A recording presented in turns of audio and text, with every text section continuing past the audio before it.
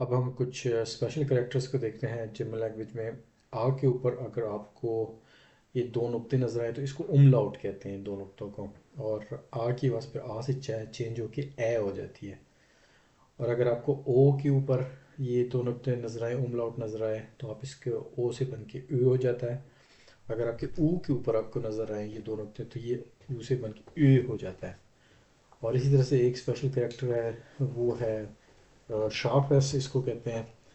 आजकल मॉडर्न जो German language है उसमें कोशिश हो रही है कि इस लेटर को, जो कि थोड़ा सा स्ट्रेंज नज़र आता है, इसको चेंज करके डबल एस से भी रिप्लेस करने की कोशिश हो रही है।